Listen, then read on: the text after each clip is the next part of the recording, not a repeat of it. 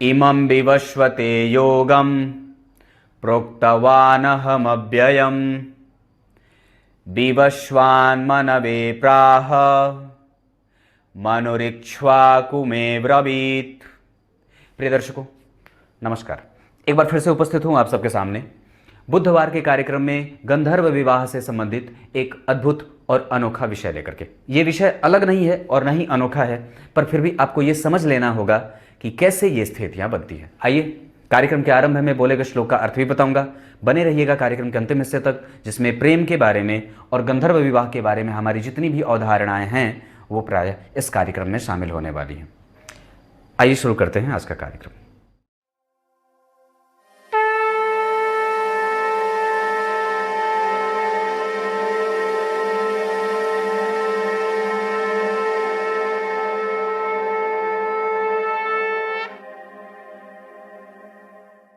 आइए अब आपको सीधे विषय पर लेके आता हूं। बात सिर्फ इतनी नहीं है, यह विषय बड़ा गंभीर हो सकता है। आप जब प्रेम करते हो अपनी माता से, जो कि प्रासंगिक है, आपकी माता आपसे प्रेम करती हैं, आपके पिता आपसे प्रेम करते हैं, आपका प्रेम आपके भाई के लिए है, आपका प्रेम आपके नानी के लिए है, आपके दादाजी के लिए है, सबके साथ स्नेह है, जिसे प्रेम हम कहते हैं प्रायः।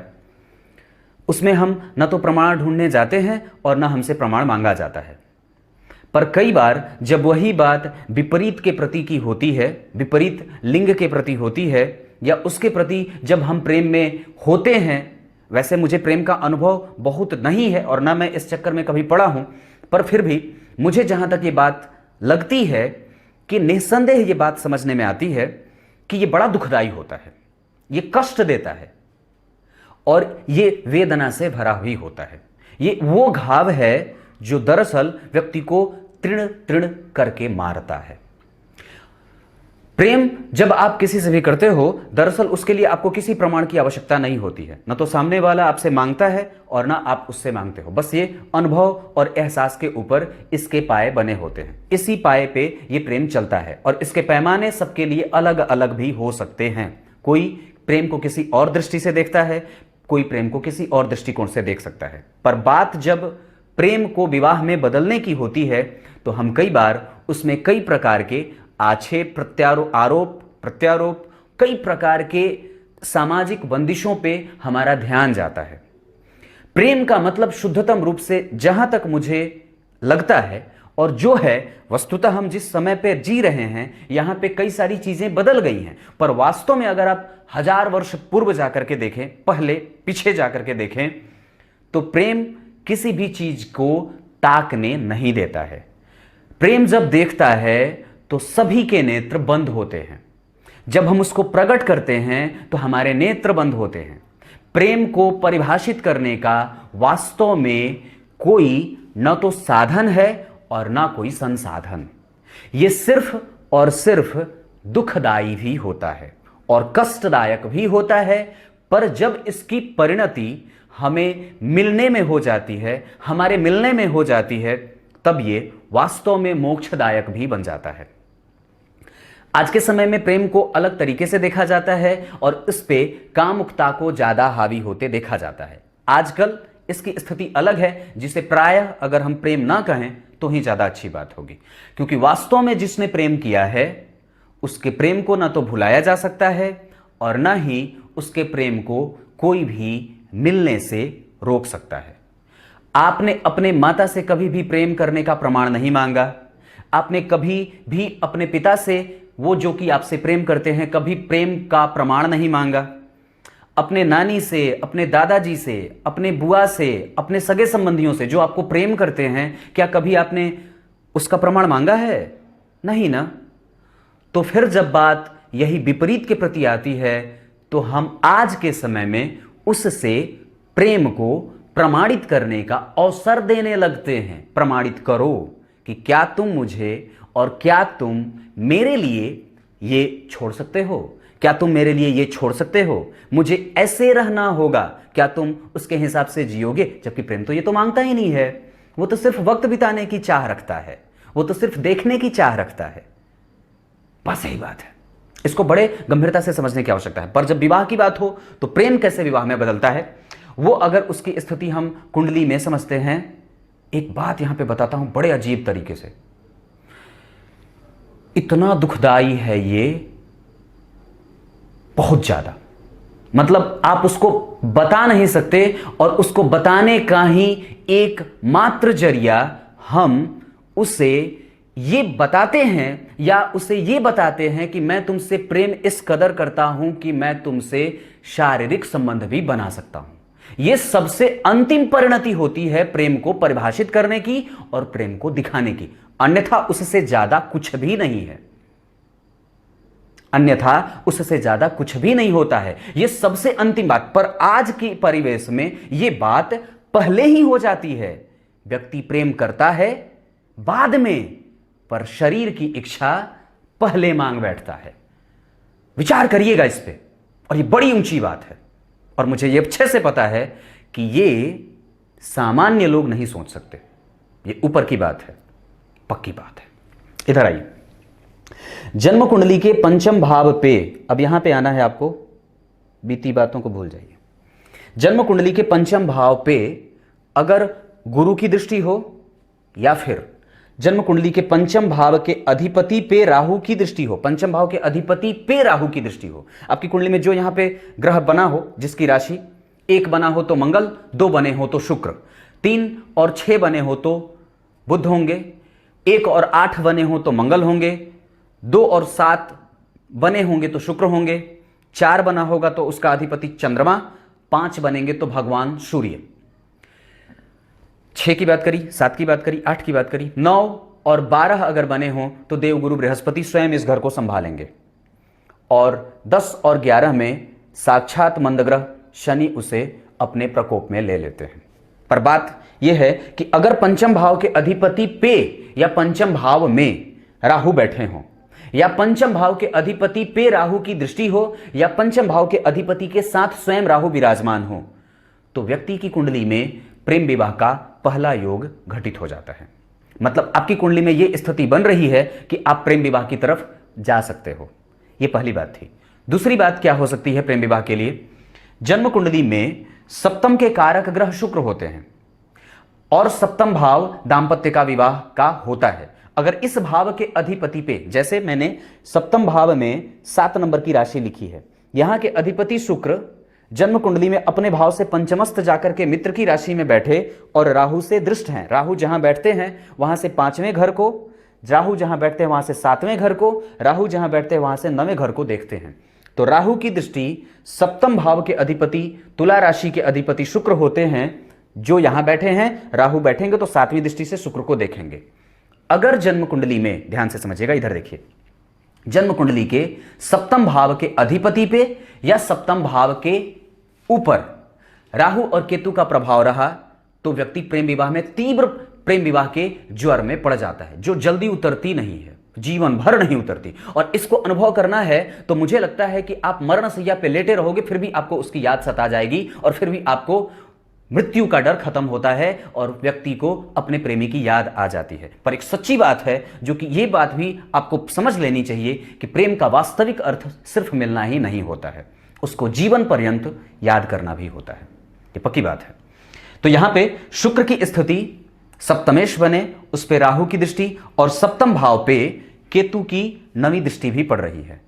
इस वजह से ऐसी स्थिति जब जन्म कुंडली में बन रही हो तो ये दूसरी और तीसरी स्थिति है जहां व्यक्ति प्रेम में पड़ सकता है और प्रेम विवाह प्रबलता से प्रेम के योग बनाते हैं। इसे गंधर्व विवाह कहा जाता है। यह तीसरी बात थी। चौथी बात, जन्म कुंडली के पंचम भाव के अधिपति अगर राहु से केंद्र में होते हो, पंचम भाव के अधिपति अगर राहु से केंद्र में होते हो तो व्यक्ति की कुंडली में प्रेम विवाह का योग बन जाता है। जैसे पंचम भाव के अधिपति सूर्य हुए, वो राहु से केंद्र में हैं, 1 2 3 4। ये प्रेम विवाह का अद्भुत सूत्र है। पंचमेश अगर राहु से प्रभावित हो, सप्तमेश अगर राहु से प्रभावित हो, पंचम भाव के अधिपति अगर राहु से केंद्र में आते हो तो निस्संदेह आपकी कुंडली में प्रेम विवाह के प्रबल योग बन रहे हैं। चौथी बात यह थी। पांचवी कौन सी बात है जिसे समझना होगा? जन्म कुंडली के पंचम भाव के अधिपति के ऊपर, पंचम भाव के अधिपति सूर्य बने, अगर मंगल का प्रभाव पड़ जाए तो व्यक्ति को प्रेम विवाह में डालता है और तीव्र प्रेमी बनाता है। तीव्र प्रेमी बनाता है, बहुत तीव्र प्रेमी बनाता है। ये बात है। ये पांचवी सबसे प्रबल और मजबूत जोर का प्यार, इसे बताया जाता है।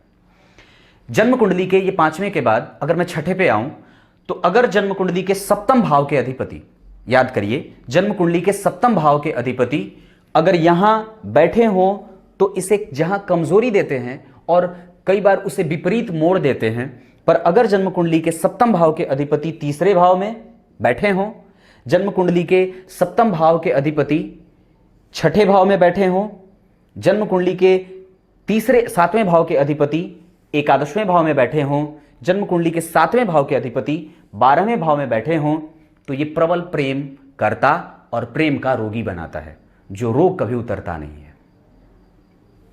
ये सातवीं थी या छठी पता नहीं, ये कुछ स्थिति थी। अब बताता हूं, जन्म कुंडली में कहीं से भी आपके पंचम भाव के ऊपर अगर पापक ग्रहों का प्रभाव ज्यादा है तो निसंदेह प्रेम को ये विवाह में बदलता है, पर कई बार उसमें बाद में दुराव भी लाने की स्थितियां पैदा करता है।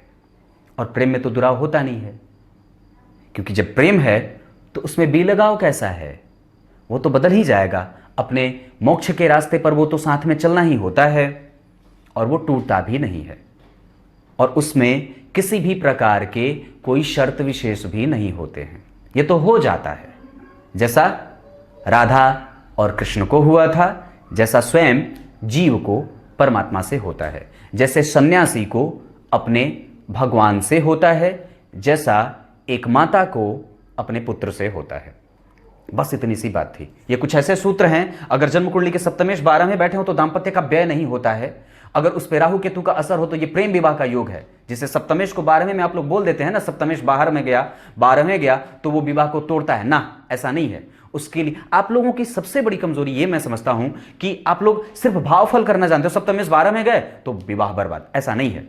उस पर देखना होगा कि लग्नेश कैसे हैं, पंचमेश कैसे हैं, सप्तमेश कैसे हैं, तब जाकर के वो भाव प्रबल होता है, तब जाकर के वो स्थिति बनती है।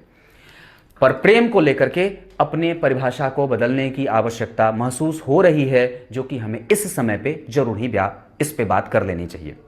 आपका बेटा प्रेम करता है तो क्या इस तरीके का प्रेम है उसका? आपकी बेटी प्रेम करती है तो क्या उसने रात रात भर जाग करके अपने नेत्र भिगोए हैं? पक्की बात है।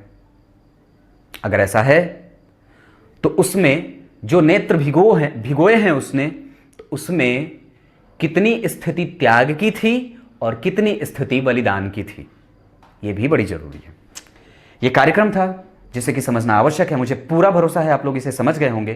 तब तक के लिए इजाजत दीजिए। कार्यक्रम के आरंभ में बोले गए श्लोक का अर्थ बता देता हूं। गीता जी के 4थे अध्याय के पहले श्लोक में भगवान ने बात कही है। अब हमारी यात्रा पहले अध्याय से लेकर के तीसरे अध्याय के 43वें श्लोक तक खत्म हो चुकी है, जहां हमने पहले अध्याय में या दूसरे अध्याय में, पहले अध्याय में तो गीता का परिचय होता है, दूसरे अध्याय में भगवान कर्मयोग के बारे में थोड़ी सी परिचय की स्थिति में ले जाते हैं।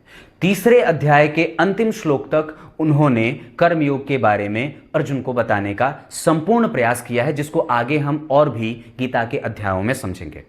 पर यहां से अब भगवान ने अर्जुन को यह बात कहने का प्रयास किया है, या ये बताने का प्रयास किया है कि इस कर्म योग को, जो कि कर्म है जो आप करते हो, कर्म को योग से जोड़ देना, मतलब उसमें किसी भी प्रकार की विसंगति में नहीं जाना, या उसमें किसी भी प्रकार के अनुरक्ति का भाव जागृत न करना, उसमें बंधना नहीं, उसके पास में बंधना नहीं, वही कर्म योग है। आपके कर्म में जिस तरीके से जैसे ही योग का आवाहन हो जाता है वो कर्म योग हो जाता है, वो योग, वो कर्म यौगिक हो जाता है। तो कहने का तात्पर्य यह है कि भगवान ने यह बात कही, अब वो ये बताने वाले हैं। अब यहां से अब ये कृष्ण और अर्जुन का संवाद शुरू होगा, जहां वो ये कहेंगे कि मैं जिस कर्म योग से, यही इस श्लोक का अर्थ है, मैं जिस कर्म योग से तेरा परिचय कराने वाला हूं आने वाले कार्यक्रम में, मैं नहीं कर रहा, वो ऐसा कर रहा है। बीच में किसी का फोन आ गया था, तो ये बोल रहा था मैं कि यहां पे भगवान ने स्वयं ये बात अर्जुन से कही है कि सबसे पहले कर्म योग की चर्चा मैंने भगवान सूर्य से करी थी। भगवान श्री कृष्ण ने सबसे पहले कर्म योग पे चर्चा किससे करी? सूर्य से। सूर्य ने मनु से करी थी, और मनु ने राजा इक्ष्वाकु से। अब इस पे चर्चा आगे रहेगी, क्या कहा था किसने और क्या किसको क्या कहा था। तब तक के लिए इजाजत दीजिए।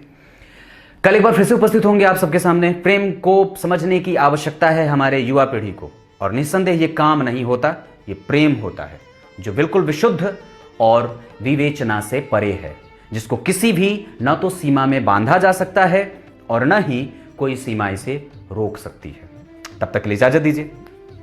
बहुत बहुत नमस्कार।